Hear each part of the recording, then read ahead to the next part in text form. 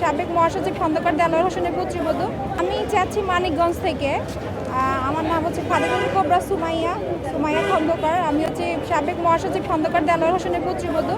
তো আমি চাচ্ছি ওই আসন থেকে আমার শ্বশুরের যেহেতু অসম্পূর্ণ কিছু কাজ আমি সম্পূর্ণ করব। বিএনপি যদি আমাদেরকে দেয়, মূল্যায়ন করে, সম্মান করে, আমরা অবশ্যই বিএনপির হাতকে শক্ত করার জন্য যা যা করণীয় অবশ্যই তা করব।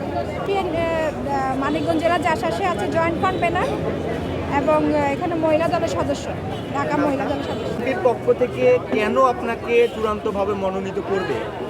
কেন মনে করছেন এত মানুষের ভিড়ে? কারণ হচ্ছে আমার হাজব্যান্ড মানিকগঞ্জ 1 থেকে চেয়েছিল সংসদ সদস্য পদ, কিন্তু ওনাকে দেওয়া হয়নি। কিন্তু আমরা দলের উপেক্ষা করে কোথাও স্বতন্ত্র করতে যাইনি। সেজন্য দলের পক্ষ থেকে আমরা আশাবাদী যে তারা আমাদেরকে দিবে।